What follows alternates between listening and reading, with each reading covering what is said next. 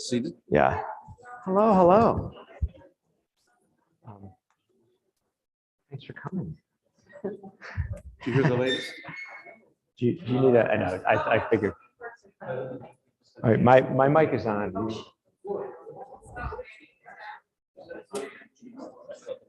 Yeah.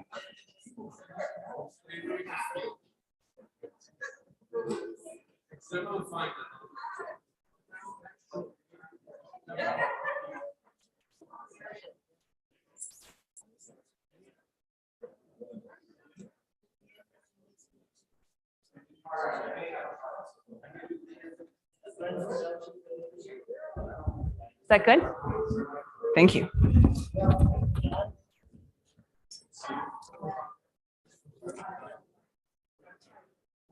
How are you all?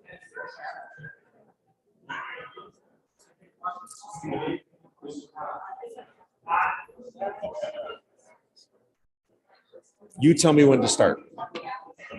Is your mic on? Yes, I turned it on. Is she live and I'm on? Yeah, he gave me the heads up. All right, I think we're good. Okay. Welcome, everyone. Thank you, Chair. Welcome. My name is Lee Fisher. I'm the Dean of Cleveland Marshall College of Law. And at the outset, I want to introduce to you the president of Cleveland State University, who's standing right back there. Would you like to give any welcome remarks? You're welcome to. Okay. Anyway, thank you for being here.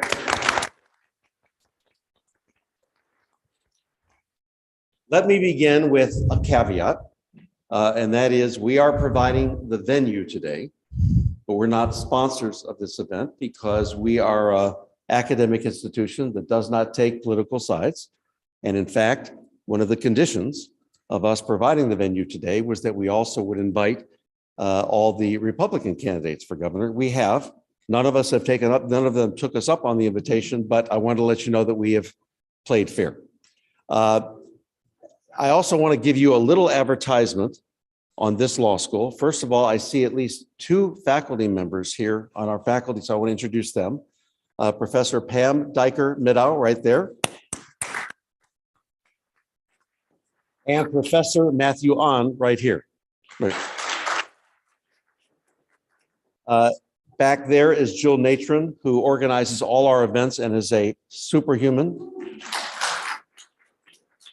And and the person who is sort of the host today, because he's allowed to host, even though the law school isn't, because he's an active member of the American Constitution Society, and that's Professor Jerome Collier right here. I also want to acknowledge Federal Judge Dan Polster here today. My high school classmate, one of us became successful. And I certainly want to acknowledge Jeremy Paris, who I've known since he was 6 years old. And his grandparents hosted the very first fundraiser of my political career in February 1980. And so we've gone back a long way. And of course, I want to acknowledge the fact that although we are totally nonpartisan, I happen to be a very good and longtime friend of Mayor Nan Whaley. And in fact, she's actually a friend not just of me, but my entire family. And my family has been with her just as recently as Monday in California. The mission of our law school is learn law, live justice. The first part of that mission doesn't make us very distinctive, because that's true of every law school. But the second part does, because we want to educate not just great lawyers, but great leaders and great change makers who are forces for good and hopefully make a difference in the lives of people that they will never meet, that go way beyond their clients, their friends, and their families. And I'm proud to say that if you go out there and take a look at our Hall of Fame, you'll recognize many of the people who have lived justice, not the least of which, graduates of our law school, not the least of which are people like Lou Stokes, Carl Stokes, and the list goes on and on. 3 of the 7 justices on the Ohio Supreme Court are our graduates, the Chief Justice Maureen O'Connor, Justice Melody Stewart, and Justice Michael Donnelly. No other law school can say that. In fact, most law schools don't have any. Having said all that, I don't think you want to hear from me. So I'm going to do something I've never done, and that is stop talking and introduce my friend, Jeremy Paris, who's going to take the lead. And I should also acknowledge here today, Katie Paris, who is the political force in that family. Jeremy Paris. Thank you. And Dean Fisher, we know because of Peggy that you share that distinction. Yeah. Hello and welcome to today's candidate forum with former Dayton Mayor, my friend, Nan Whaley, who's a candidate in the Democratic primary for governor of Ohio. I am Jeremy Paris. I'm a principal at something called the Rabin Group, which is a public policy, public affairs firm. I'm also the vice president of the Northeast Ohio chapter of the American Constitution Society, which is the host and sponsor of today's forum. I've got to get some of the stuff out of the way to make sure that everybody knows this is kosher, especially we're in Holy Week. Mm-hmm. We have Ramadan, we have Passover, we have Good Friday. We also have the secular holidays of the Cavs play-in game and opening day tomorrow. So it's fortunate we're doing this tonight. This forum is the first of two our chapter will be holding with Democratic candidates to be Ohio's governor. We're doing this to learn more about them and their plans should they be elected. Later this month, our chapter will welcome former Cincinnati Mayor John Cranley, your friend. Please note that there's also an active Republican primary and an independent candidate to be governor of Ohio. I want to start by thanking Cleveland Marshall College of Law. First of all, the chapter here, I know, and my good friend Daron Clear, who really helped bring this event to be, and he's been a good friend and a leader for a long time, and also for the members of the chapter that are here. I know it's been hard during the pandemic to organize, and it's just wonderful to see everybody back together again. I also want to thank the incredible staff here at Cleveland Marshall who have provided such a warm welcome, unbelievable facilities, and have been so easy to work with. And finally, I am indebted to my friend, Dean Lee Fisher, not only for my introduction to politics at my grandparents' house, but for the use of this magnificent moot courtroom. It really is wonderful to be back here. So what is the American Constitution Society? Why are we hosting this? I know you're all dying to know. We are the nation's foremost progressive legal organization with over 250 student and lawyer chapters across the country, right here in Cleveland. As well, we are a 501c3 nonprofit, nonpartisan education organization. This candidate forum is part of ACS's Run.Vote.Work initiative, focused on raising awareness of and voter engagement in elected offices, including those for positions like governor that are critical to protecting the rule of law, the running of our elections, and the guardrails of democracy. As Dean Fisher mentioned, Cleveland Marshall and Cleveland State do not have a position supporting any candidate, neither does ACS. Our goal comes from two places in holding this forum. First, ACS believes that for democracy to persevere, we need people in elected office that are committed to the rule of law, the Constitution, and election integrity. I see Judge Polster here in the audience, and I know how important those ideals are in all of our elections. Second, our Northeast Ohio chapter is proud of our deep involvement with the broader Cleveland community. The partnerships we forged over the years with people, leaders, and organizations working to ensure that all of our community find belonging, justice, opportunity, and the ability to enjoy a high quality of life. So we believe these forums will give both candidates, former mayors, the chance to talk about what issues that are critical both to our democracy and to greater Cleveland. I know Mayor Whaley here today welcomes this chance. I'm just going to say how this is going to work, and then we'll get to work. I'm going to start with a few questions for you, Mayor Whaley, after I introduce you. And then we've tapped some wonderful civic leaders who represent the diverse set of voices, perspectives, and issues facing our community. I'm going to ask them to come up and ask some questions town hall style, so you don't just have to hear from me.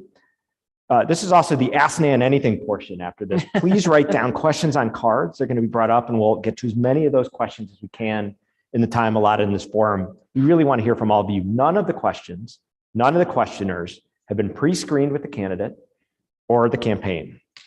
We will use the same format when we welcome Mayor Cranley later this month. And the last welcome I want to make is to the former Cleveland Heights mayor. I'm from Shaker Heights, but we love our Cleveland Heights friend. Cheryl Stevens is here. Nan Whaley's running mate to be lieutenant governor and a wonderful leader and friend. And so thank you for being here. Now, without any more further ado, I get to toss all this aside. We get to introduce Nan. Mayor Whaley, formerly the youngest woman ever elected to the Dayton City Commission. You're still much younger than me, so all these accomplishments. Just by a few years. All these accomplishments annoy me. They completed her second term as Dayton's mayor at the beginning of this year. Mayor Whaley is also is still a leader among mayors at state and national level. She was the founding board member of the Ohio Mayors Alliance, which is a bipartisan coalition of Ohio's 30 largest cities. Important to note, with the new mayor, Justin Bibb, now every one of the mayors of Ohio's 30 largest cities is represented in the Ohio Mayors Alliance. And Mayor Whaley recently completed her term as president of the U.S. Conference of Mayors. And we're going to talk about that in a minute.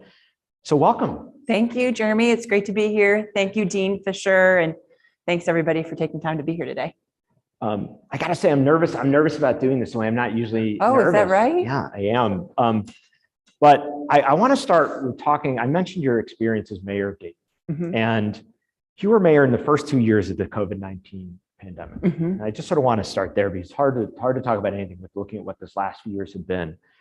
Here in Cleveland, we saw how the impact of COVID exacerbating existing disparities, access to healthcare, the lack of access to broadband, which impacted students and people working from home, the lack of access to childcare for working parents. I know in Dayton, you faced many of the same challenges. And you also served at that time, as I mentioned, as president of the U.S. Conference of Mayors. And you were in touch with mayors of cities dealing with this all across the country in real time, every day. Can you talk a little bit about what did you learn from this experience and what would you take with you if you are elected governor of Ohio? Well, yeah, certainly there's governing before COVID, during COVID, and hopefully someday after COVID.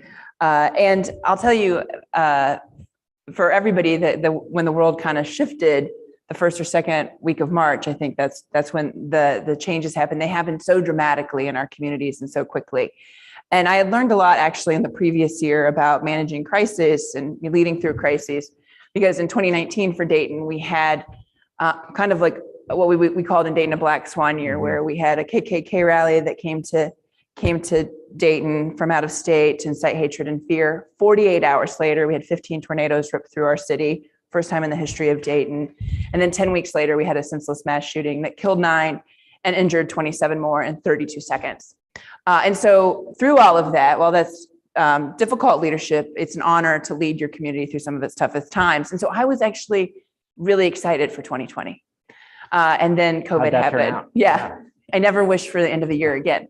And so I remember talking to our public health director, when this was coming on, and said, listen, like, we got to communicate all the time. The big lesson I learned from, managing and leading through crisis, you got to communicate because people don't know where to get information. And it's important for local leaders to be there over and over. And it's almost like a repetitive nature. Right. So that's, I think, a really important lesson that we did locally. And then, the cities of the state, particularly the 7 cities, and that would be Columbus, Cleveland, Cincinnati, Dayton, Akron, Toledo, and Youngstown, because we each have a media market. Say that 7 times fast. Yeah, right. We call ourselves the 7 cities. And it's not necessarily based on population, it's based on media market. We talk to each other every single day. Mm-hmm. And so we would verse about what we needed to do. And at the beginning of the pandemic, we did have a partner at the state with Amy Acton. And so she was really pushing hard, and encouraging the state to use the mayors mm-hmm. to really drive. And that was working well until, they kicked out Amy Acton, right? And so what we found was afterwards that we had to really lead on our own. And so, Dayton was the first city in the state to provide a mask mandate. Mm-hmm. The other cities within a week followed. And so you would do that kind of leadership across the state and listen to public health, mm-hmm. then figure out a way on how to get it across the finish line to the community and communicate to the community and lead through the community in that way. I mean, I think there's lots of lessons to be learned in the leadership of COVID. COVID was a different kind of crisis because it was a marathon, not a sprint like the ones of 2019. And you had to be really constant about following. I'm not a doctor, right? So following what doctors had to say and then getting that message across to citizens. It always strikes me whenever I talk to mayors, mayors have no choice but to get stuff done, mm-hmm. right? The problems aren't for a committee meeting. They're in front of you every day. How does that inform your thinking about what you would do as governor? I know you were in contact with these mayors across the country. I think of it as the coolest text chain in America, right? Mm-hmm. What are we doing? I mean, this stuff is happening in real time. Like, what does that tell you about leadership and your approach? Well, we learn from each other too, right? So we learn what not to do. I've seen some mayors make some colossal mistakes and you're like, oh, I'd never do that, right? But certainly I think the position of mayor, and it was hard for me to decide not to run again. I loved being mayor. It's an awesome responsibility and opportunity. Yeah. But you are on the ground because you got to fix the potholes or, deal with the snow. Or you will fail. And then you also have to be visionary at the same time. And I think we need that in a governor too, right? We need somebody that's practical about getting things done, but also sets a vision for what's best for our state and how our state can really thrive for everybody, not just if you live in one metro. And I think that's, definitely coming from Dayton. I see that opportunity. So I'm going to share with you my gripe about Cleveland. You should not, whatever you want to do politically, you don't need to agree with me. I won't. All right. But so my gripe about Cleveland, and I'm born and raised Clevelander, I love Cleveland, is that we don't pay that much attention to what happens in the rest of the state sometimes, right? We are sometimes we're focused on local races, we get focused nationally. And then there's Columbus, which much to our chagrin is this growing city, and it has a lot of impact on our life. And I want to talk a little bit about the direction of state. I'm going to zoom out, then I'm going to zoom in on a couple issues, and then we're going to hear from our friends. I want to talk about the state of the state a little bit. This is a state that most of us think of as sort of a 50-50 state. It's maybe it's 53-47, depends on the year. And yet for 30 years, it's been essentially a one-party state. There have been Republican governors for all but 4, I think, of the 30 years since I was in high school. I just told you how long it's been since I was in high school. And there's a Republican supermajority in the Ohio General Assembly. So I love our state. But by many standards, rankings on access to healthcare, education, economic opportunity. There was a story in the Cleveland Plain Dealer about how we have a shorter life expectancy than the average state. And come on. It's kind of tough. Yeah, we were ranked closer to the bottom than the top. And yet Ohioans have seemed reluctant to make a change in leadership, sort of election after election. So simply put, what is your case for making a change in how the state is run? How does Ohio look different with Nan Whaley in charge? Well, I think the state, frankly, you're right. It's been run 3 decades by the same guys. And what I think is the real galvanizing moment was in 2020 when the FBI came out and said, this is the most corrupt state in the country. Hey, number one. And we are number one in something, according to the FBI. So I think that was shocking. And for some of us that have been working in government in the state, it wasn't that surprising to us. This latest example is this First Energy scandal, $1 billion bailout in return for, paid on our electric bill every month. And First Energy got everything they wanted by funding Mike DeWine's and other Republicans' campaigns. And what I think is most telling about this latest corruption scandal is that they were surprised that they were doing anything wrong, which tells you this is how they're always doing it, right? 4 years ago, it was the electronic classrooms of tomorrow, where they had a big donor who had an idea of virtual classrooms, no students, sucked money out of our public schools. 6 years ago, payday lenders, big donor wanted to show exorbitant rates, like some of the highest in the country, to poor communities, sucking money out of our poor communities. There's a formula every time, and they've been doing this over and over again. I think the difference now is that people are very, very frustrated, right? I hear the same stories in Cleveland that I hear in Rio Grande, that they are forgotten and ignored. If you look at any sort of numbers about the feelings about Ohioans, if they feel like they're in the right direction or wrong direction, they don't feel good about it. They feel like the state's on the wrong track. They're really worried about the economy, and they're mostly worried about whether or not their kids or grandkids will have choices to stay in the state. Those are all feelings that we hear, no matter if you're in a rural community or an urban community. I just finished my 88 county tour. I'm still, going to counties, of course, but yeah, I'm really excited. We finished March 31st. Are you not done and then I'm not going anywhere? No, I went back to Allen County and they were like, you've been here 5 times. That's Lima, Ohio today. So, where they love Cheryl Stevens. And they do love Cheryl in Northwest Ohio. So, we're seeing, I hear this over and over again. And as the mayor of Dayton, I felt it, right? I led a community through some of its toughest times, and we didn't have a partner in the state. And when the governor said he was going to be a partner, he turned out not to be a partner. After the shooting, he said he would do something about common sense gun safety, right? The people of Dayton, Dayton National News came and said, do something. So what happened? Never in my worst nightmare did I think he'd do something to make it worse. He signed Stand Your Ground and permitless concealed carry.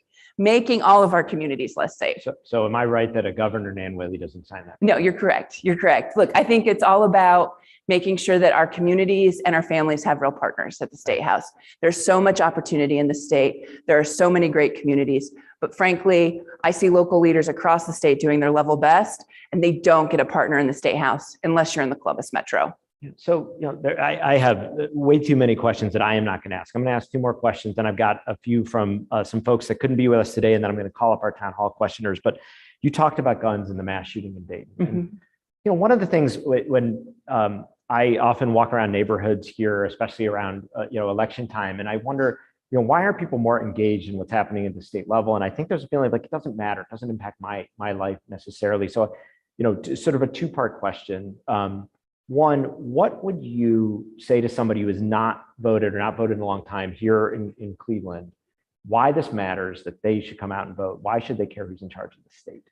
Well, I think you need only to look at the little partnership that the city of Cleveland's gotten with the state of Ohio. And right now in Cleveland is receiving these ARPA funds federally, right? Yeah. I think Cleveland's the 8th largest amount in the country, right, of ARPA funding, which I'm really proud of as president of the conference. Like, that was one of our things to really make sure we got funding directly to cities. And the reason why we did that is because we knew the state would take our money if we didn't get it directly to cities. Right. So imagine if you had a governor that was actually partnering with local communities, wasn't cutting them on a big race to the bottom, but actually investing with the partners of your local communities across the state. Right. How different would it be on your street if you got funding, the city got funding to actually do roads faster, and the infrastructure money actually came to local communities rather than to more, to the interstates, and not the Department of Transportation, the Department of Highways for Ohio. Those kind of issues and real opportunity, it makes a big difference in what kind of investment. What would it be like if we had a governor that was willing to invest in childcare, right? And high quality preschool for every 3- and 4-year-olds. So, like we've seen 2 million American women opt out of the workforce because they can't either find childcare or afford it. What would it be if we had a state that actually invested in that, and a leader that understood what that was like? The other thing in this race, I'm the only candidate from any party that is not a millionaire. I live working class. I'm proud that I came from working class, and I'm still working class, right? And thank you. And I think too often we've gotten folks that are completely out of touch, God bless them, about what's really happening in our communities. My husband's a public servant. I'm a public servant. We live in a working class neighborhood. People knock on my door. Even today at 9:30 at night, I say something about what the city should be doing. That kind of understanding of what's going on with community is really, really important. And I think when you have a guy that's been governor since I was 10 months old, I think he's kind of lost his way on the race, on what we need for our state. So I'm going to start asking a few questions. We invited some leaders here. Some couldn't make it here today. Are going to ask on their own, but I'm going to cover just a couple of areas I want to make sure we get to with you. Okay. My friend Janice Marshall, who's with Tri-C, was going to come and ask the question. I'm not going to ask it as well. Just so you know, this would have been a better question with her. Okay, but we won't grade you on it. Somebody's grading me here. There's a lot of professors in the room. So many of our educational institutions here in Cleveland. This is from Prefer Clee, Katie Kelly to the Eric Gordon Cleveland Municipal School District, to Tri-C, where Janice is the Vice President of Access, to Cleveland State University, where we're here right now, are focused on making sure not only that we provide a quality education for students at every level, but that we're preparing, that our education system prepares students to be part of the workforce of tomorrow. We hear a lot about alignment of being ready for good jobs that provide income and opportunity. How are we aligning these things? Look, these are institutions that have been enormously resilient and innovative during COVID. And we still have these long-term trends they're trying to address and kind of come back even stronger. What would you do as governor to improve educational opportunities for all students in Ohio, and also to use education as an on-ramp to creating employment opportunities and economic growth for the state? Well, first I look at it particularly at the 0 on through, right? So I'm very passionate about, really investing in childcare 0 to 3, and then high quality preschool for 3- and 4-year-olds. Because we know if we get kindergartners ready, or when they're ready for kindergarten, we know that then they do well for 3rd grade reading guarantee, and Eric Gordon's a big proponent. So is Katie in this work. And we passed this in Dayton, and when I tell people nationally that Dayton passed high quality preschool, they Dayton, we're not a fancy city, we're a gritty, resilient city. And we actually have become a national best practice. Like fancy cities like Santa Barbara now come to Dayton to say, like, how did you get this done? What are you doing? Because we're closing the Black boy achievement gap, which, Black boys by data, come to kindergarten less prepared than every other student. And we're closing that gap in Dayton, found ways to really invest in all kinds of childcare across the city. It made a difference in COVID, but we're seeing that difference every single time in getting kindergarten ready. We did that providing choice, right? When you have a 3 or 4 year old, you might not want to send your child to school right away. You might want to go to a childcare facility that's down the street or where your employer is. So having those opportunities for 3 and 4 year olds wherever they are, I think is really important. And instead of telling kids they have to meet where we say they go. And I think that's a really important point.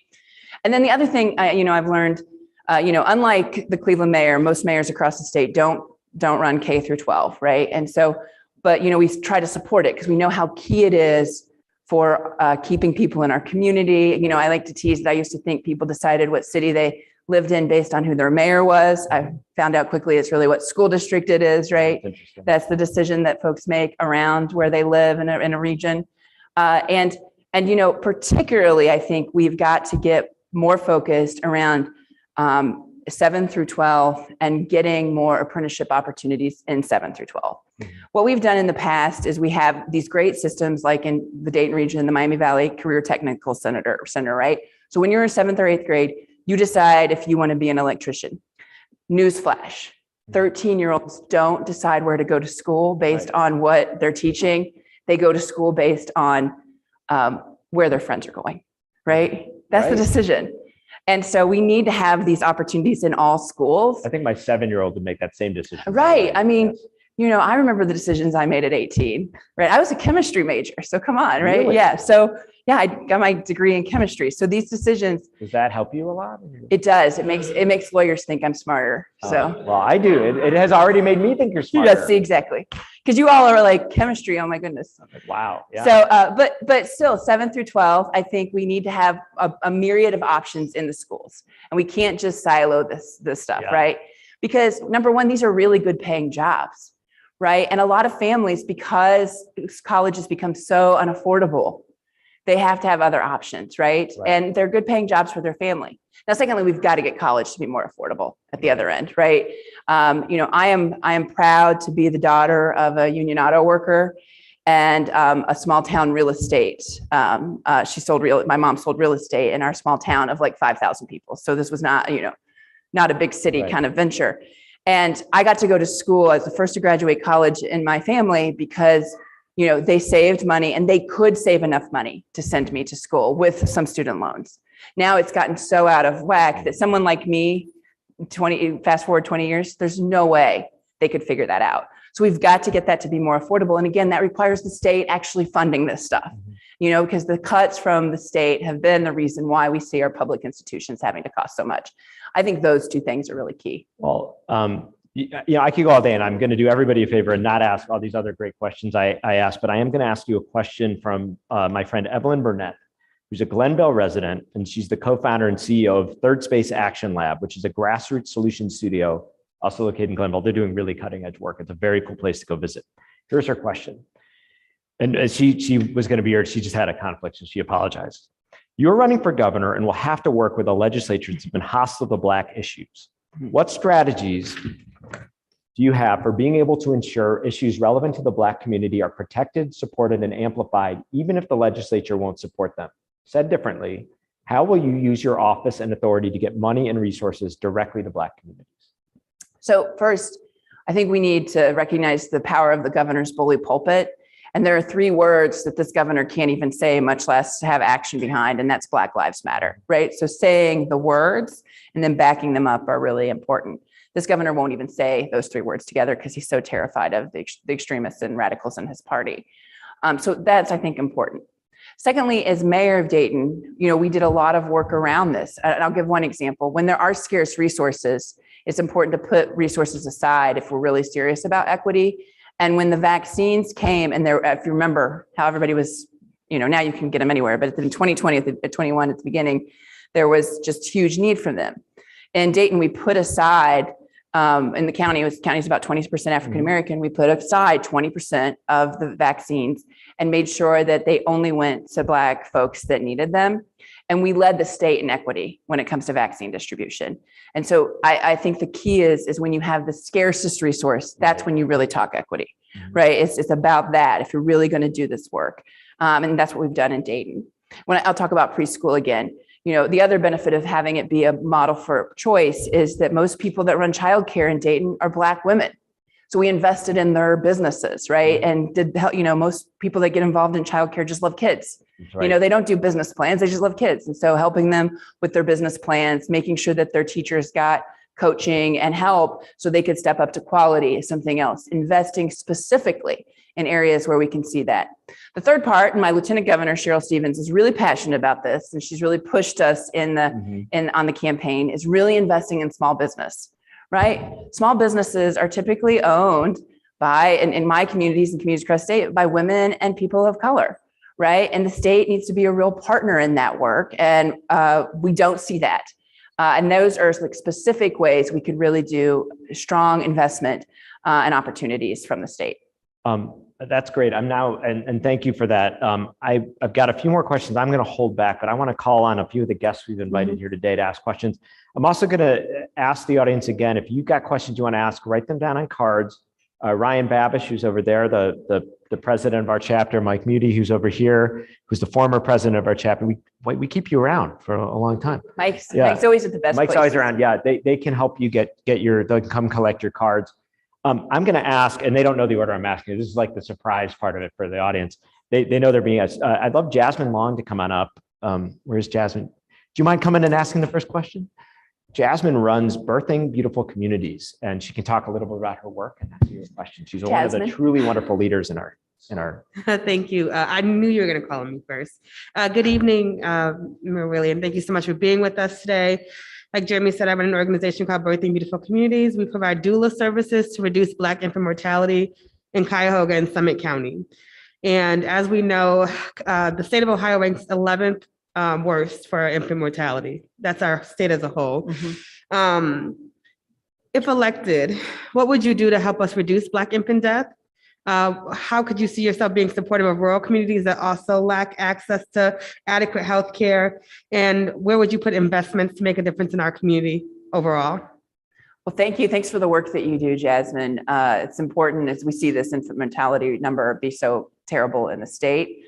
A couple of things I think that have been best practices that I think, again, the state should fund is a lot of nurse practitioner work after moms have babies. So, it's uncomfortable sometimes to ask questions or just assume So having someone that comes into the home and can be a real resource for moms and new moms to ask any question. This has shown that when we invest in this, it makes a big, big difference, particularly around infant mortality, just in having a voice of trust with the mom and someone that knows what they're doing on that work is really, really, I think, a great way to move forward. There's sadly not been enough funding in that work, and the state could provide real funding in that way. And that goes true for both rural and urban communities. I think there's huge opportunities that we need to invest there.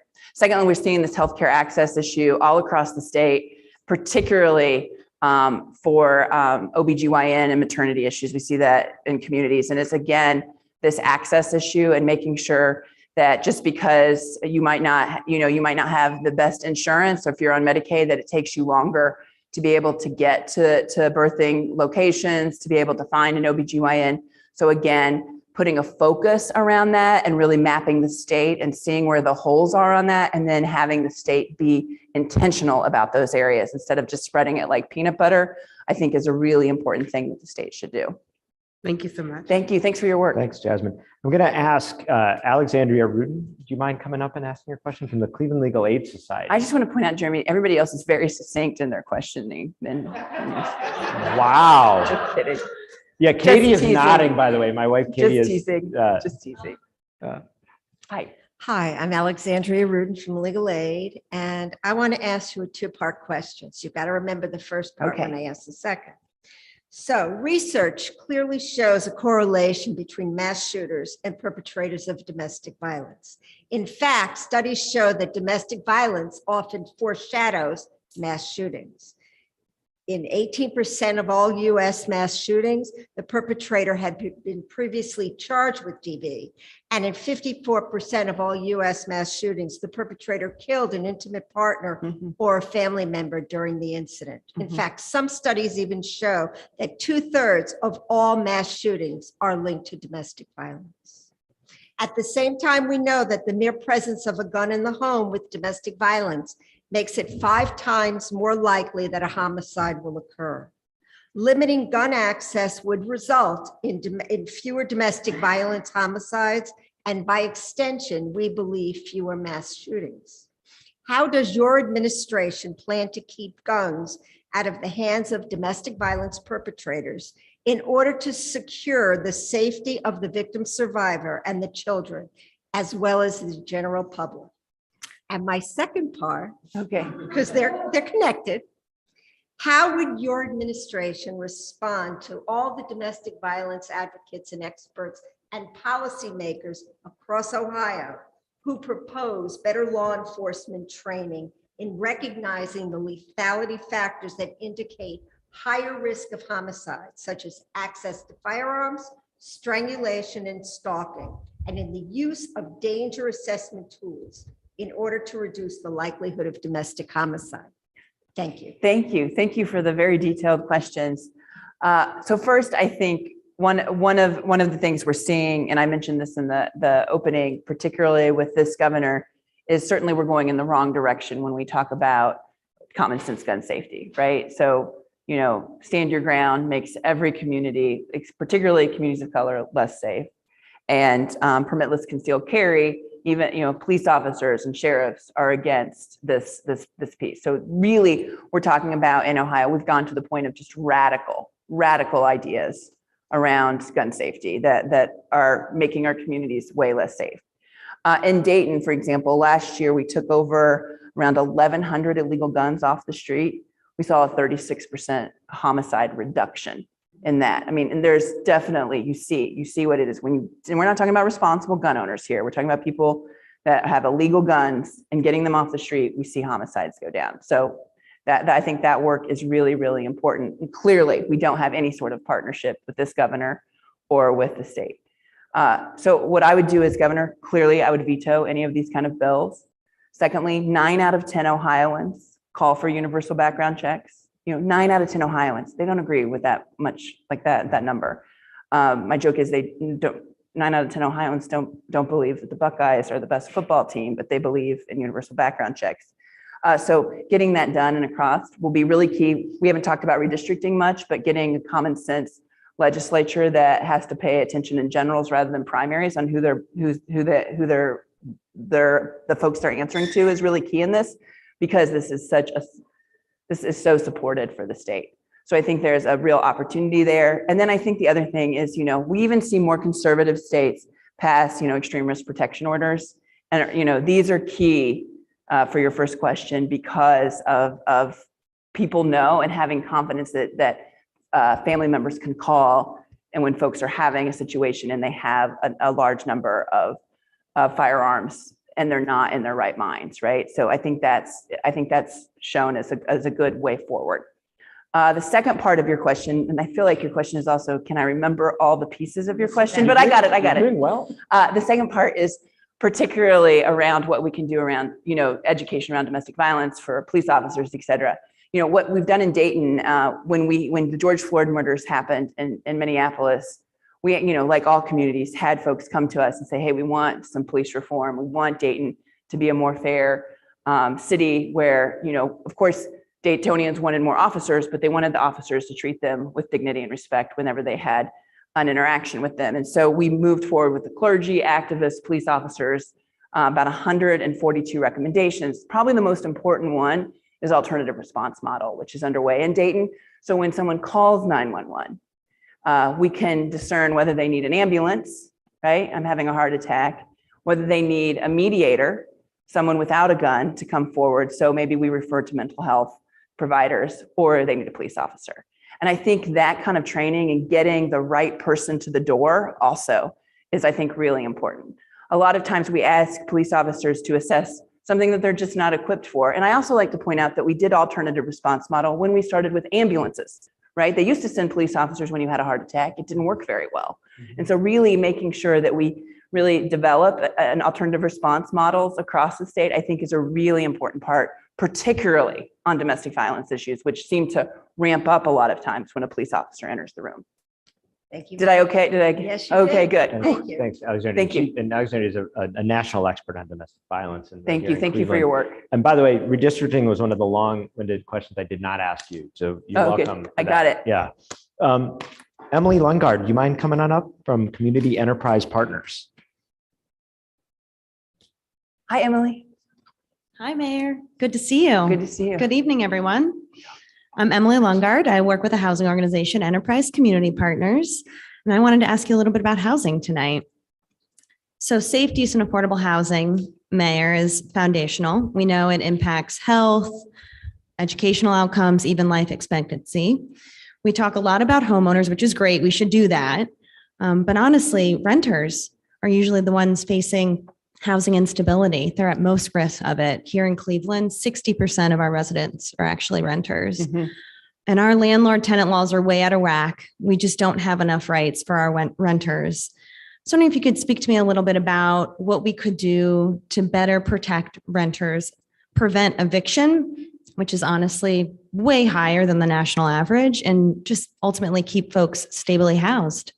Right. Well, Emily, thank you. And I have to also mention that my Lieutenant Governor, Cheryl Stevens, is obsessed with this issue. It's what she's done her entire career and runs East Akron Neighborhood Development Corporation, which works on affordable housing issues. And certainly there's some great leaders like you and Bill Faith and others that have been doing amazing work for decades. And we keep on getting further behind, not because we don't have real partners, again, at the State House on this issue. Look, I was proud as mayor of Dayton, actually, even before we had the COVID challenges around evictions, as I put together an eviction task force so we could try to move forward some best practices. And I do think Toledo and Dayton probably have the most aggressive renter protection laws in the state now. For example, a law we call, stay if you pay, right? Because most people don't know in eviction that even if someone pays their full bill, they still get evicted. And so we changed that in Dayton. That's something I think we need to really work forward in the state, because 96% of evictions are basically because people can't afford the rent. So that brings me to the other point. Part of the big part of our campaign is to get pay to go up. And I also recognize housing is a much different story in Ohio than in California, right? Because in Dayton, for example, the average rental is like around $750, $800. If you told somebody in California, they'd say, why do you have an affordable housing issue? Because we have a wage issue. And we really need to raise the wages for all folks so that they can afford housing, which I think is also important. The other thing is we have to have affordable housing everywhere. And I think that's something else that's been missing. The state has not been funding affordable housing to the rate that it should. And frankly, when we're talking about affordable housing units, each region has big challenges on affordable housing and a bit differentness on what exactly it is. But we definitely need to get affordable housing, not just to be held in the center cities, but in all the suburbs and across the state of Ohio, because that gives people, we know too, from like the Chetty work that's been done, that if we have, more diverse incomes and communities, that helps everybody, right? And affordable housing is a key point of that. So I know I probably will get like a B- on this answer from Cheryl Stevens, but I think that's what's really Is this true? really important to when it comes to housing. There you go. So I think those are the things that we really need to do. I'll give you an A+, Mayor. That was great. Thank you. Thank you. Thanks, Emily. And I also want to say thank you to Emily for the work Community Enterprise Partners does on a different housing issue in Cleveland, which is they work with us at Mount Sinai Healthcare Foundation. Judge Polster is here on Cleveland's Lead Safe Cleveland program, which is really a national model leader. It is. And we're really excited about the work. And that's one of those classic, the city working with foundations, working with the private sector to solve this incredibly difficult problem that has upstream and downstream impact. It sure does. So thank you, Emily. I'm going to call on my friend Marky Robinson. This is the voluntold part of the. Thank you for coming up, and Marky's with Eaton Corporation and has done just wonderful work throughout her career here in the community. And I paid Jeremy to say all of those nice things. Good job. Yes. Thank you. I have a quick question for you. I learned as a kid that you can tell a lot about a person's character by the company they keep. And so I'm wondering why you picked your running mate. Who is she? What gaps does she help you fill? And how do you plan to use her if you're elected? Great. That's a great question. And thank you for it. So I met Cheryl Stevens 6 years ago when we were starting the Ohio Mayor's Alliance. And she was the mayor of Cleveland Heights at the time and came to the meeting and had full energy and was fully in on this work of the 30 top cities, a bipartisan group of mayors across the state. And when she stopped being mayor, I stayed in touch with her regularly just to hear what's going on in the great state of Cleveland, as we like to call it, what's happening across the region. And we've always stayed in touch since then. And she's become a really good friend, which I think is important just to have folks from across the state that give you their perception of reality. When I was deciding to run for governor, I wanted to have a lieutenant governor that was from Northeast Ohio. I feel what Jeremy says a lot, that Northeast Ohio a lot of times I think they don't pay attention to Columbus because Columbus doesn't pay attention to them. And so having someone from this area on the ticket, I think is really, really important. And also I liked the idea of having 2 women run for office. Now, I don't know if you know, we're a historic ticket. We've never had a woman run for governor from any party in the history of Ohio. And certainly then we've never had a governor and a lieutenant governor that have both been women. And thank you.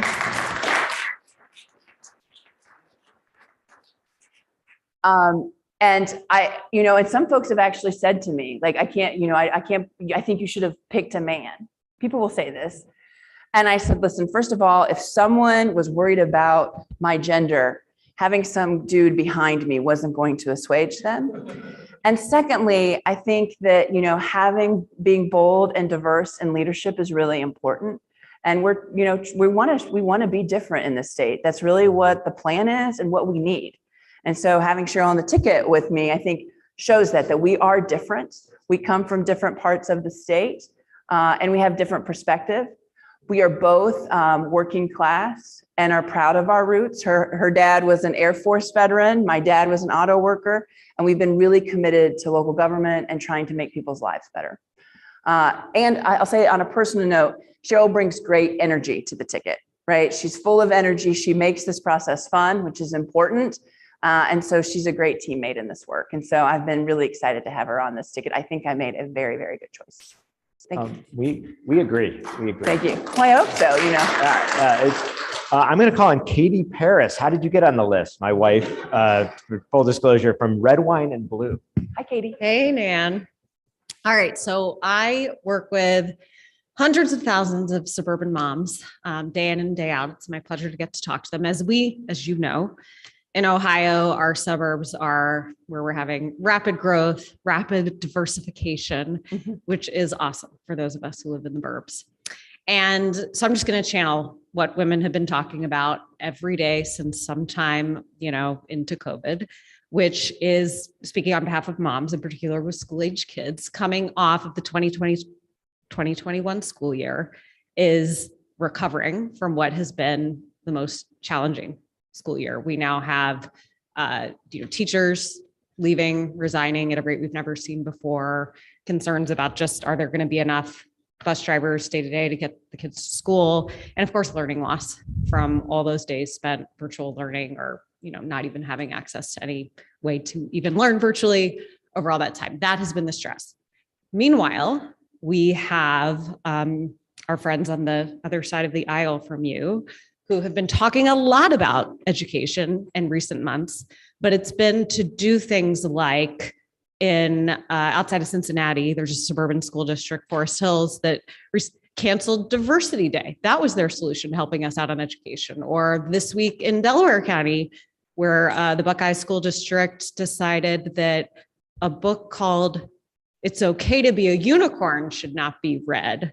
And Hudson, Ohio, up here in Northeast Ohio, so this is all of the suburban regions of the state, they attempted to take over the library board with these radical book banning members of the library board, who all lost 85% to 15% in their effort to do so, in which has been a very traditionally conservative suburban community of Cleveland. So I think that these things don't represent anything that I'm hearing from a very diverse set of moms living in suburbs throughout Ohio, but yet the loudest voices are, we're hearing from these. I get a little frustrated when I hear Democrats sometimes handle this by just ignoring it and saying, okay, well, no, I'm going to focus on those issues of the teacher shortage. We need that. We need you advocating that. But we're also feeling kind of exasperated and frustrated. Sometimes the Democrats don't stand up and say, that's not okay. The state legislature passing laws saying we shouldn't even talk about race in schools, or trying to have it yet. So how are you going to handle this pretty thorny education debate? Yeah. Well, thank you for what you're doing, Katie. I think it's important. I think we need to remember too, and this gets asked quite a bit all across the state, particularly in suburban areas, that your position is the normal position. Okay. So when I talk about this, I'm like, I define it not from left or right, but normal versus radical, right? That's basically what we have here. And I say mainstream. Okay. So we're close. Okay. So first I'll say this, as someone that has worked hard with Dayton Public Schools as a partner, as mayor, we need parents engaged in education. The biggest indicator on whether or not a child does well is if their parents are involved or some adult is involved in their education. So we need to say that. That's important. Secondly, we also need to say that we want to have inclusive, diverse communities and inclusive, diverse schools, right? In Dayton, we've always said, and this has been, I believe it's been our mission, and no matter who you love, what you believe, or where you come from, you are welcome here. And that's actually a key to growth for the state and for our communities. And it makes our kids smarter, it makes our communities stronger. So that is a value that the state should have and our communities should have. So I think we really should stay and always be right there in what we believe. And then we also believe that we should teach American history, the good and the bad, so we don't repeat, right? And this is where it's not even happening. So, I always like to say, of course, we need to teach American history, all of it, so we can learn from it and not make the same mistakes. But I also want us to remember that we are in the vast majority of this. When the radicals tried to take the school boards in Ohio and most Dublin and a lot of the suburban areas, the radical folks were outspending normal people or mainstream by a huge number, and we won 85% of these races. And we won them being outspent because most people want what we're advocating for our communities. And so I think that's really important when you have people on your side. What I'm asking, and as governor, these ideas, being pro-choice, 65% of the state is pro-choice. Wanting common sense gun safety, 90% wants common sense gun safety. People want their children to learn American history, 85%. We are just doing what the majority actually wants, and we shouldn't be afraid to say this is what makes sense. The people are actually with us. And the governor has a great bully pulpit for that, with the people, even if there's a radical legislature. And it's one of the most powerful governor's positions in the country. It's about the fourth most powerful. So it can actually line item and veto really bad ideas that put Ohio further behind. And that's what I would intend to do. Thank you. So I've got one more question from the podium, then I've gotten some great questions from the audience, by the way. Terrific job. If you still want to ask a question, hand in your cards to Ryan or Mike, and we'll get to as many as we can. We'll do a speed round with you. Okay. If that's okay. That's great. I've got Professor Daron Kalur, our professor here at the law school and our student chapter liaison and a good friend. Thank you so much. Thank you, Mayor, for coming. And I want to give you an opportunity to commit now that when you're elected, you'll come back to visit us. Done. Okay, great. I can sit down. I wanted to ask you about LGBTQ rights. It's not going to be long, but just by way of background, in 2015, the Supreme Court in Obergefell, a case that came from here, from the state of Ohio. And Obergefell is running for state rep in Yeah, Ottawa County. Yeah. great. Recognize the right for marriage equality. And 2 years ago in Bostock, the Supreme Court allowed discrimination in the workplace to be protecting LGBTQ members. However, the Republican backlash was swift and hard. There was anti-trans legislation throughout the nation. And now in Florida, DeSantis have introduced the Don't Say Gay bill that was replicated right here in the state of Ohio. I wanted to ask you, what would be your level of commitment to fight for LGBTQ rights in general? And what would you do with the Don't Say Gay bill in particular? Thank you. And I'm really proud, number one, that Jim Obergefell is from Ohio, right? And number two, that I was the first person to perform a same-sex marriage in the state of Ohio, an hour and 3 minutes after Obergefell passed. So Great. Thank you for that. yeah, it was really a great experience.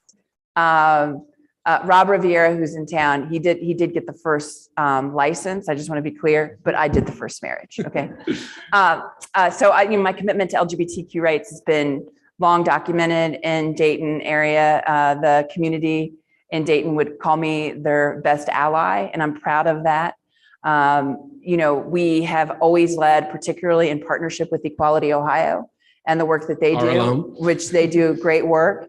And when, for example, when Don't Say Gay, the Don't Say Gay bill came up through Ohio, my first call was to them to say, okay, what do you need from us?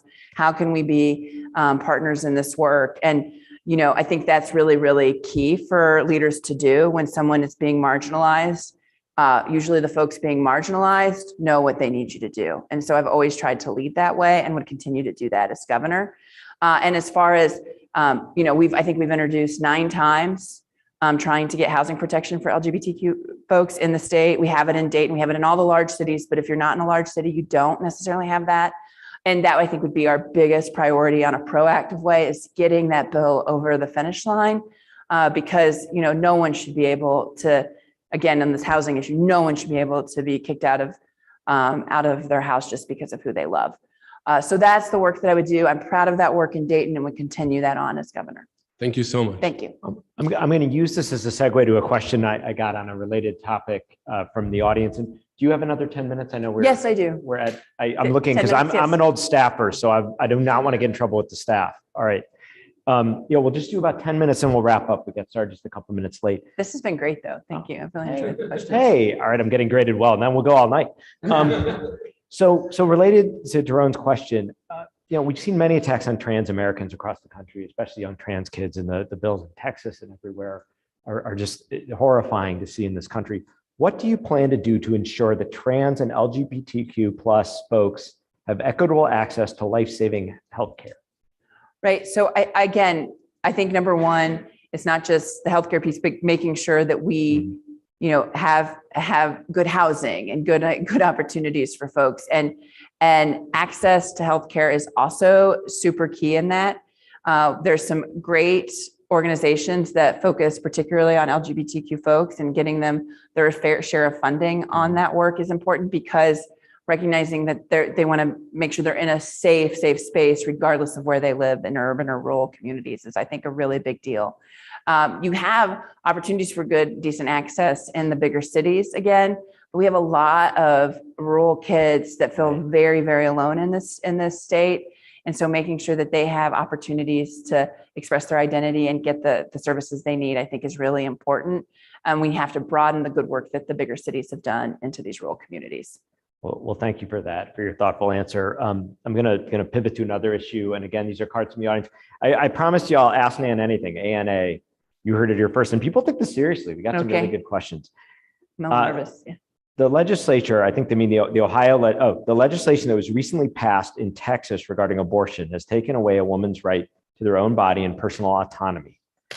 How do you plan to combat legislation that will take away these rights from women in Ohio? And I will append to this, the Supreme Court, the US Supreme Court, is hearing a case right now with a decision expected in a few months that is likely, in my mind, to gut, if not overturn Roe v. Wade, which opens the doors to laws like these in Texas and here in Ohio becoming the law of the land. So what are you going to do to protect the right to choose? Well, look, I am the only candidate, Democrat or Republican, in this race that has been pro-choice my entire career.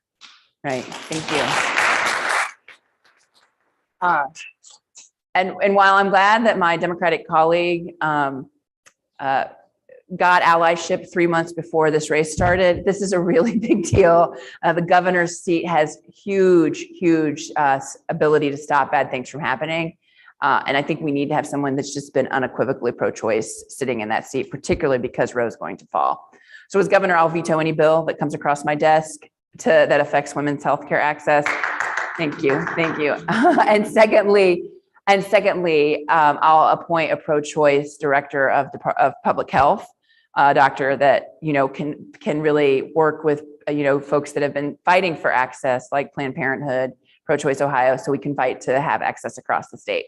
Now, I've done this as mayor of Dayton, fought to keep the clinic open in Dayton and Cincinnati. I've been on the front lines of this issue my entire career. Even when my position wasn't necessarily a position that could do it, I would figure out a way to use my bully pulpit to make sure women had access, right? That's how serious this is for me. And I think we need someone in the governor's seat that is that way, because when Roe falls, the governor is the last stop in these states, the last stop for women to have access to healthcare and the healthcare they want and abortion access. So that's what's on the line in this race. I have to be honest, I announced almost a year ago, I did not think that I would be talking about abortion every single day. I'm talking about abortion every single day because communities across the state and women in this state are very, very scared, and they should be. Like, this is not a drill, right? This is real. Roe was 1973. I was born, now Jeremy, you know my age, 1976. So every woman my age and younger never thought this was going to come to our doorstep. It is at our doorsteps. I know the older women that fought for this always said, "I told you so, you were right, now we're on the fight." And we have got to be ready. And I think it's going to be a really, really big issue for Ohio, because I don't know if you've seen some of the radicals in the state house. They are really extreme. They're mostly men, and they mostly want to tell women what to do. So, well, thank you for your leadership here. And I do think that if the Texas law and SB 8 was a warning shot, I think people are really in for a shock, because this is a 6-3 conservative supermajority on the Supreme Court that looks hell-bent on doing this. That's their whole point, right? And by the way, as well as worried about the status of Obergefell, which you talked about, as well as worried about access to birth control. I mean, this goes back to a case called Griswold, which is even older. Right, we're in law school, so we can nerd out a little bit, right? But I think this just strikes me as all the more important to be focused on this is coming to the state. Yes, and look, don't take my word for it on my position on abortion. That's why Planned Parenthood's endorsed me, Pro-Choice Ohio, any organization that fights for women's healthcare access and fights for abortion access has endorsed me for governor, because they know it's on the line here. This is the rapid fire round. I'm going to switch issues. It's a little whiplash. All right. As governor, you will not get to pick and choose your issues. That's true. It is right. Something I'm used to. So our friends from RTA are here, our wonderful regional transit authority. But I will say that there are more than just the questions you all send in. So people care about this issue, Mike Schipper. And there's a couple of ways I'm going to ask this that came on these cards. Is public transit an important aspect of Ohio being able to compete for economic opportunities on a global level in your governance plan? Yes, public transit, and the folks from RTA certainly know this, that the state of Ohio is 46th in the country of per capita spending of public transit. So I just want to think about that for a moment. That means North Dakota, South Dakota, Utah, or Wyoming are doing better on public transit funding than Ohio, right? Which is pretty sad. You anticipated this card, by the way. I'm just going to say you've done well. Oh, yeah, and I don't know if this is true, so maybe the RTA folks can tell me. Somebody told me last month, and I'm trying to get my staff to find out. They said that the state of Ohio spends more mowing I-71 than they do on spending for public transit. Think about that. So I'm a big, if someone could tell, we're going to check it out. Someone told me that, and I love that data set if it's true, because it just visualizes how low public transit is on the state mind. Look, the state could do so much if it really invested in transit. Number one, I see Dayton's Transit Authority all across the state doing great work, but it's only locally funded. And so that funding can only go so far. Mm-hmm. And so it means people have to wait an hour for a bus, right? So that adds 2 hours of their time. And, we're usually talking about workers that need to get to their parents. This is where childcare then falls into. All of these things are stumbling blocks for people that really have opportunity. And so, the state investing in transit, I think, would give huge opportunity to that. Secondly, because it's typically locally funded, it stops at county lines or city lines. If the state funded it, we could have more regional systems, because the state would be putting, money on the table that could partner with local funds, and it would really go further. You'd also see more local fund coming if the state put money in, because then people would want to match those funds to make it happen. So yeah, I think it's really important. I'm going to say something about rural communities too. We have 1 in 4 Ohioans are seniors. Okay. We have to make sure seniors can age in place. It's a better life. It's better quality of life, but a lot of it has to do with transportation. And so getting transportation systems, not just in the most dense places, but across the state, are going to be really key for the quality of life and folks being able to age with dignity. So I think that is really important. And I just think this is just so key to the growth of the state, right? If we really talk about worker shortages, a lot of it has to do with transportation. A lot of it has to do with the people's ability, to tack on those 2 hours a day to their lives just to get to work that they don't get paid for. And so I think those challenges are something the state could be transformational. The last thing I'll say is with the Biden's infrastructure bill, which I was happy to work to get passed with the U.S. Conference of Mayors. I was on countless Zooms with the CEO of Amtrak. Okay, so Amtrak has a proposal where the 3 Cs, Columbus, Cleveland, Cincinnati.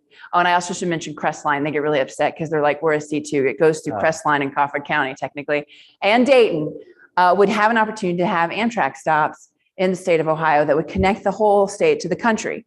The opportunity to connect these nodes to the state is a transportation opportunity as well. Now, you can bet your bottom dollar the state house and this governor is not going to compete for those funds, and we will not see that happen. So we will miss that opportunity of even connecting our bigger cities across the state and then connecting them to the country. These are huge opportunities for growth, and the state house is so short-sighted because they're only interested in old ideas that have big donors that fund them. They're not interested in how they grow the economy and grow the pie of Ohio. That's why you see them invest only in fossil fuel, no renewable energy, not think about public transit as a regional asset for our communities, and not think of how we can connect our larger communities across the state and into the country. Okay, I'll get off my soapbox about public transit. I wish you cared about this. By the way, when I first met you, I am now remembering, and I think it was 2015, that I was working on the Public Square project with Mike. I feel like we had a lunch that became dominated by basically this discussion. Yes, I get very worked up. And I want to credit Christina, who's here, a 1L, who's in the audience, who wrote, Ohio's leaders have rejected federal funds to improve connectivity by rail between the 3 Cs. Oh, yeah, see. And what are your plans to improve connectivity and potentially reduce our reliance on cars? And I think we just heard. I did. I answered that question without you answering the question. So that's a bonus point, right, Jeremy? Yeah. Well, I am not scoring this, but yes, obviously it's a bonus point. I am scoring it. I'm going to ask one of my questions, it's really, but I won't ask the long part. I'll ask the short part because you chatted me earlier. So Cleveland is blessed to be right on Lake Erie and on the Cayuga River. And for many years and decades and centuries, these were places of industry that we turned away from. And you have a modern environmental movement, thanks to some of our old industrial problems here. But now in Cleveland, we are working on having the water be a place you can touch, you can live, you can dine by it, you can work by it, you can recreate on it. And this is something we're really proud of. We're also have the metro parks, the best park system in the country right around us. What would you do to protect Lake Erie and Cayuga River to make sure they're assets for generations to come? And I'm going to ask the part 2 of this is, how would you tap into this tremendous asset of being on the water as a driver of economic development and attraction in Ohio? Right. So I think, number one, what we're seeing in the state, for example, and when we talked about the largest corruption scandal in Ohio history, it centers around this House Bill 6, this first energy scandal. And they actually rolled back all the renewable energy policies in the entire state. So the state of Ohio does not have a renewable energy policy at all, and does not invest in nor portfolio. And so what that means is the other states around us, Michigan, Pennsylvania, Wisconsin, are eating our lunch, particularly around renewable energy, and the policy around our ability to use, the great assets that this area has are missed, right, on this next level of the new. I mean, this is I think an opportunity to create some really good paying jobs. And the next place of the industrial revolution is really the renewable revolution, right? That is coming. And so getting real investment in renewable energy, getting real investment to take care of our land and our lakes is so very important. Now, I actually like H2 open for business that they're doing. I think it's good. It's a good carrot, but frankly, they don't have a good stick. And if you talk to the mayors of the lake cities like Toledo and Cleveland, they say that this is never going to get fixed, particularly in Toledo, because of the phosphorus runoff. And we're not talking about small farmers here. We're talking about these mega agribusiness that will not do anything unless they're regulated to do so.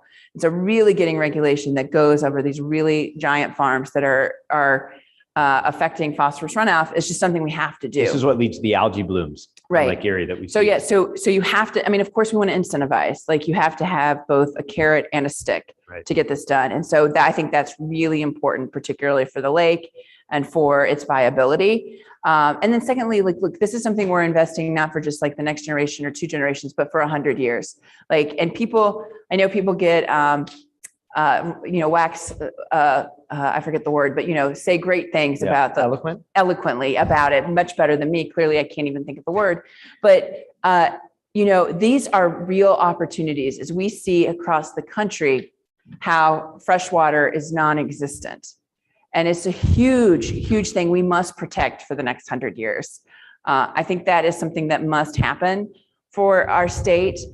Because I think it's going to next to our workers and the people who, are the humans of Ohio, which I think have this very special work ethic that is unlike anywhere else.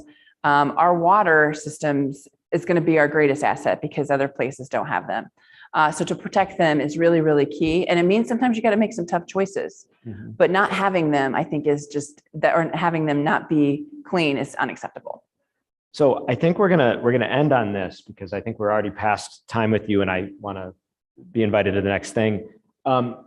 Michael Jeans, who's going to be here, and Michael, the president and CEO of Growth Opportunity Partners, a community financial institution that provides loans, equity grants, and management consulting to small businesses that are ready to grow, but for a variety of reasons are unable to secure what they need from traditional banking sources.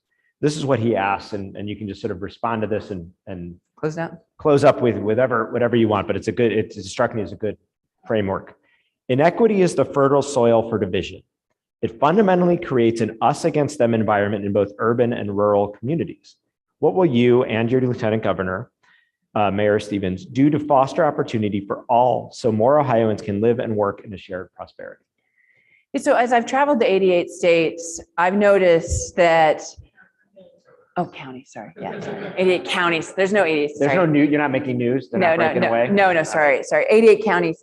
What I've noticed is the urban communities and the rural communities are very, very similar, and the issues they have are almost identical. And I also noticed that when I go to rural communities, they ask about the urban communities. And when I go to urban communities, they're really concerned about the rural communities. We're allowed to visit each other. Yes, but it's usually like, well, what do they say? It's very interesting, the power dynamics of Ohio, or the perceived power dynamics around the state. So I think there's huge opportunity here to really weave the state together. Now, here's what is in common. All of these places have been underinvested by the state of Ohio. All of them, the people that live in these communities actually want the same things. They want their kids to have opportunity no matter what community they live in. They really want to see their kids and grandkids have the choice to live in the community they grew up in. And they want to feel safe and have opportunity. Like that's it. And it doesn't matter if you're in a town of 500 or if you're in a town of 500,000. And so I think there's great chance if we change the way the state is governed. What we've seen at the State House is over the past 20 years, they made this bet that if they just cut taxes on the wealthy and big corporations, that all our communities would prosper. If that was the case, I wouldn't be running for governor. Right. We've gotten further and further behind because this is a failed policy that affects all communities. And I think that investment is really key, whether you're urban or rural, and it's not an us versus them, it is all of us. And I think there's a real opportunity to get that done if we had new leadership at the State House. Well, that is a wonderful answer, a wonderful way to end. I want to thank Dayton Mayor Nan Whaley for coming down to us today. I want to thank Lieutenant Governor candidate Mayor Cheryl Stevens, who's with us today. This is the part I have to do, the wrap-up part. This has been the first of 2 candidate forums that our Northeast Ohio chapter of the American Constitution Society, say that fast, I can't, is holding as part of ACS's Run.Vote.Work initiative, focused on raising awareness of and voter engagement in elected offices. I want to thank our host, Cleveland Marshall Law School, and Dean Lee Fisher. I want to thank our town hall questioners who brought their expertise and knowledge. I want to thank the audience who really came to play with the Ask Nan Anything. So I feel really good about that. And one last thing, just so our board doesn't kill me. If you are not already an ACS member, now's a great time to join. Your support enables ACS's Run.Vote.Work initiative, empowers our chapters, and supports ACS's groundbreaking work to diversify the federal bench. you can ask me about that anytime. Learn more and join today by visiting our website, acslaw.org. Thank you for being with us and have a wonderful evening. Thank you all.